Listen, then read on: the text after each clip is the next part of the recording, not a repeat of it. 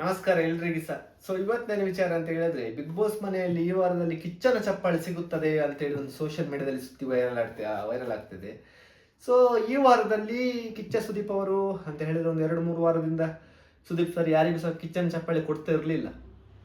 ಯಾಕಂತ ಹೇಳಿದ್ರೆ ಒಂದು ವಾರದಲ್ಲಿ ಅವರಿಗೆ ಸುದೀಪ್ ಸರಿಗೆ ಒಂದು ಚೆನ್ನಾಗಿ ಆಟ ಆಡಿದ್ದಾರೆ ಅಂತ ಅನಿಸಿಲ್ಲ. ಯಾಕಂತ ಹೇಳಿದ್ರೆ ಕಿಚ್ಚನ ಚಪ್ಪಾಳೆ ಸಿಗ್ಬೇಕಂತ ಹೇಳಿದ್ರೆ ಸುದೀಪ್ ಸರಿಗೆ ಅನಿಸ್ಬೇಕು. ಅಂತ ಹೇಳಿದ್ರೆ ಟಾಸ್ಕ್ ಆಡ್ಬೋದು, ಜಗಳ ಆಡ್ಬೋದು, ಜನರಿಗೆ ಮನೋರಂಜನೆ ಕೊಡ್ಬೋದು, ಅದೆಲ್ಲ ವಿಷಯ ಅಲ್ಲ. ಸುದೀಪ್ ಸರಿಗೆ ಈ ವ್ಯಕ್ತಿದೊಂದು ವ್ಯಕ್ತಿತ್ವ ನನಗೆ ಇಷ್ಟ ಆಯಿತು ಅಂತ ಹೇಳಿ ಕಿಚ್ಚನ ಚಪ್ಪಾಳೆ ಕೊಡೋದು. ನೀವು ಸ್ಟಾರ್ಟಿಂಗಿಂದ ಗಿಲ್ಲಿ, ರಕ್ಷಿತಾ, ತುಂಬ ಜನರಿಗೆ ಕೊಟ್ಟದೆಲ್ಲ ನೀವು ನೋಡಿದ್ರಿ, ರಘು ಆಗಲಿ. ಸೊ ಇವರಿಗೆಲ್ಲ ಕಿಚ್ಚನ ಚಪ್ಪಾಳೆ ಸಿಕ್ಕಿದೆ. ಸೊ ಆದರೆ ಇದು ಕೊನೆಯ ವಾರ ಅಂತ ಹೇಳಿದ್ರೆ ನೆಕ್ಸ್ಟ್ ವೀಕ್ ಫಿನಾಲೆ ಇದೆ. ಸೊ ನೆಕ್ಸ್ಟ್ ವೀಕ್ ಫಿನಾಲೆಯಲ್ಲಿ ಯಾರು ವಿನ್ ಆಗ್ತಾರೆ ಅಂತ ಹೇಳಿ ಒಂದು ನಿಮಗೆ ಗೊತ್ತಾಗ್ತದೆ. ಸೊ ಹಾಗೆ ಇರುವಾಗ ಲಾಸ್ಟ್ ವಾರದಲ್ಲಿ ಕಿಚ್ಚನ ಚಪ್ಪಾಳೆ ಸಿಗ್ತದೆ ಅಂತ ಹೇಳಿ ಒಂದು ಸೋಷಿಯಲ್ ಮೀಡಿಯಾದಲ್ಲಿ ಸುದ್ದಿ ಹರಿದಾಡ್ತಿದೆ. ಸೊ ಆ 2 ಜನರಿಗೆ, ಅದು ಸಹ ಒಬ್ಬರಿಗಲ್ಲ, 2 ಜನರಿಗೆ ಕಿಚ್ಚನ ಚಪ್ಪಾಳೆ ಕೊಡ್ತಾರಂತೆ. ಸೊ ಒಂದು ಧ್ರುವಂತ್ ಹಾಗೂ ಇನ್ನೊಂದು ಅಶ್ವಿನಿ ಅವರಿಗೆ. ಅಂತ ಹೇಳಿದ್ರೆ ಅವರು ಸುದೀಪ್ ಸರ್ ಅವರು ಈ ವಾರದ ಪರ್ಫಾರ್ಮೆನ್ಸ್ ನೋಡಿ ಕೊಡೋದಲ್ಲ, ಓವರ್ ಆಲ್ ಸ್ಟಾರ್ಟಿಂಗಿಂದ ಬಂದು ಇಲ್ಲಿ ತನಕ ಆಟ ಆಡಿದ ರೀತಿ ಎಲ್ಲವೂ ಸುದೀಪ್ ಸರಿಗೆ ಇಷ್ಟ ಆಗಿ ಓವರ್ ಆಲ್ ಈ ಇಬ್ಬರಿಗೆ ಕಿಚ್ಚನ ಚಪ್ಪಾಳೆ ಕೊಟ್ಟಿದ್ದಾರೆ ಅಂತೇಳಿ ಒಂದು ಸುದ್ದಿ ವೈರಲ್ ಆಗ್ತಿದೆ. ಒಂದು ವೇಳೆ ಈ ಸುದ್ದಿ ಸತ್ಯ ಆಗಿದ್ರೆ ತುಂಬ ಜನರಿಗೆ ಬೇಜಾರಾಗ್ಬೋದು. ಯಾಕಂತ ಹೇಳಿದ್ರೆ ಧ್ರುವಂತ್ ಅವರು ಇವಾಗ ಆಟ ಚೆನ್ನಾಗಿ ಆಟ ಆಡ್ತಿದ್ದಾರೆ. ಸ್ಟಾರ್ಟಿಂಗಲ್ಲಿ ಅಷ್ಟೇನು ಆಟ ಚೆನ್ನಾಗಿ ಆಟ ಆಡ್ತಿರ್ಲಿಲ್ಲ. ಒಬ್ಬರ ಬಗ್ಗೆ ಇನ್ನೊಬ್ಬರ ಬಗ್ಗೆ ಹೋಗಿ ಹೇಳುದು, ಚಾಡಿ ಹೇಳುದು, ದೂರ ಹೇಳುದು, ಅದೇ ಮಾಡ್ತಿದ್ರು.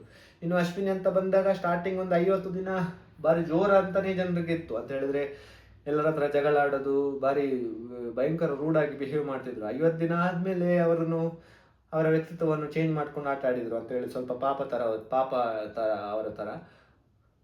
ಬಟ್ ಓವರ್ ಆಲ್ ನೋಡೋದಾದ್ರೆ ಅಶ್ವಿನಿ ಅವ್ರದ್ದು, ಬಿಗ್ ಬಾಸ್ಗೆ ನೋಡೋದಾದ್ರೆ ಅಶ್ವಿನಿ ಅವ್ರದ್ದು ಒಳ್ಳೆಯ ಒಂದು ಪರ್ಫಾರ್ಮೆನ್ಸ್. ಯಾಕಂತ ಹೇಳಿದ್ರೆ ಸ್ಟಾರ್ಟಿಂಗ್ ಅವರು ಮನಸ್ಸಲ್ಲಿ ಏನು ಮುಂದಿಟ್ಕೊಂಡು ನಾಟಕ ಮಾಡ್ಕೊಂಡು ಆಡಿಲ್ಲ. ಸ್ಟಾರ್ಟಿಂಗ್ ಅಲ್ಲಿ ಮನಸ್ಸಲ್ಲಿ ಇದ್ದದ್ದು ಎಲ್ಲ ಹೊರಗಾಗಿದ್ದಾರೆ. ಅಂತ ಹೇಳಿ ಜಗಳ ಆಡುವ ಟೈಮಲ್ಲಿ ಜಗಳ ಆಡಿದ್ದಾರೆ, ಕೂಗುವ ಟೈಮಲ್ಲಿ ಕೂಗಿದ್ದಾರೆ, ನಗಡುವ ಟೈಮಲ್ಲಿ ನಗಡಿದ್ದಾರೆ, ಎಲ್ಲನೂ ಮಾಡಿದ್ದಾರೆ. ಸೊ ಹಾಗೆ ನೋಡೋದಾದ್ರೆ ಒಳ್ಳೆಯ ಒಂದು ಕ್ಯಾಂಡಿಡೇಟ್ ಅಶ್ವಿನಿ ಅವರು. ಸೊ ಇನ್ನು ಧ್ರುವಂತಿಗೆ ಸ್ಟಾರ್ಟಿಂಗಲ್ಲಿ ಅಷ್ಟೇನು ಕೆಲವು ವಾರದಲ್ಲಿ ಡಲ್ ಇದ್ರು. ಆಮೇಲೆ ಸ್ಟಾರ್ಟಿಂಗಲ್ಲಿ ಮಲ್ಲಮ್ಮ ಅಂತ ಹೇಳಿದ್ರು. ಒಬ್ಬೊಬ್ಬರ ಕ್ಯಾಂಡಿಡೇಟ್ ಜೊತೆ ಚೆನ್ನಾಗಿ ಆಟ ಆಡ್ಕೊಂಡಿದ್ರು. ಆಮೇಲೆ ರಕ್ಷಿತನ ಜೊತೆನೇ ಇದ್ದು ರಕ್ಷಿತನಿಗೆ ಹಿಂದೆಯಿಂದ ಹೋಗಿ ರಕ್ಷಿತನ ಬಗ್ಗೆ ಏನೇನೆಲ್ಲ ಬ್ಯಾಡ್ ಕಮೆಂಟ್ ಎಲ್ಲ ಮಾಡಿದ್ರು. ಸೊ ಬಿಗ್ ಬಾಸ್ ನೋಡುವ ಜನರಿಗೆ ಧ್ರುವಂತ್ ಕಡೆಯಿಂದ ಸಹ ಮನೋರಂಜನೆ ಸಿಕ್ಕಿದೆ. ಅಂತ ಹೇಳಿದ್ರೆ ಈಗ ಈ ಧನುಷ್ ಬರೀ ಟಾಸ್ಕ್ ಆಡಿ ಏನು ಮನೋರಂಜನೆ ಕೊಡಲ್ಲ. ಧನುಷ್ ನೀವು ಕರೆಕ್ಟ್ ಅಬ್ಸರ್ವ್ ಮಾಡಿದ್ರೆ ಟಾಸ್ಕ್ ಅಂತ ಬಂದಾಗ ನಂಬರ್ 1, ಅದಾದ ಬಳಿಕ ಟಾಸ್ಕ್ ಇಲ್ಲ ಅಂತ ಹೇಳಿದ್ರೆ ಧನುಷ್ 0. ಬಿಗ್ ಬಾಸ್ ಅನ್ನೋದು ಒಂದು ಟಾಸ್ಕ್ ಮಾತ್ರ ಅಲ್ಲ, ಅದರಲ್ಲಿ ಒಂದು ನಿಮಗೆ ಮನೋರಂಜನೆ ಎಲ್ಲನೂ ಬೇಕು. ನೀವು ಕರೆಕ್ಟಾಗಿ ಅಬ್ಸರ್ವ್ ಮಾಡಿದ್ರೆ ಧನುಷ್ ಅವ್ರದ್ದು ಟಾಸ್ಕ್ ಬಿಟ್ಟು ಬೇರೆ ಏನಿಲ್ಲ. ಬಟ್ ಧ್ರುವಂತದ್ದು ಟಾಸ್ಕ್, ಜಗಳ, ಕೋಪ ಎಲ್ಲನೂ ಇದೆ. ಸೊ ಹಾಗೆ ನಾವು Bigg Boss point of view ನೋಡಿದಾದ್ರೆ ಇವರಿಬ್ಬರದ್ದು ಒಂದು ಒಳ್ಳೆಯ ಸೂಕ್ತ ವ್ಯಕ್ತಿ ಅಂತ ಹೇಳ್ಬೋದು. ಬಟ್ ಕೆಲ ಜನರಿಗೆ ಇವರು ಇಷ್ಟ ಇಲ್ಲ. ಧ್ರುವಂತ್ ಇಷ್ಟ ಇಲ್ಲ, ಅಶ್ವಿನಿ ಇಷ್ಟ ಇಲ್ಲ, ಕೆಲ ಜನರಿಗೆ ಇಷ್ಟ ಇದ್ದಾರೆ. ಸೊ ಏನೇ ಆಗಲಿ, ಈ ಒಂದು ವೇಳೆ ಈ ಸುದ್ದಿ ಸತ್ಯ ಆಗಿದ್ರೆ ಕೆಲ ಜನಕ್ಕೆ ಬೇಸರ ಆಗ್ಬೋದು, ಇವರಿಬ್ಬರಿಗೆ ಸಿಗಬಾರ್ದಿತ್ತು ಚಪ್ಪಾಳೆ ಅಂತ ಹೇಳಿ. ಬಟ್ ಬಹುತೇಕ ಖಚಿತ ಅಂತ ಹೇಳಿದ್ರೆ ಈ ವಾರದಲ್ಲಿ ಇಬ್ಬರಿಗೆ ಕಿಚ್ಚನ ಚಪ್ಪಾಳೆ ಸಿಗುವುದು ಬಹುತೇಕ ಖಚಿತವಾಗಿದೆ. ನೋಡೋಣ ನೆಕ್ಸ್ಟ್ ಏನಾಗ್ತದೆ ಅಂತ ಹೇಳಿ.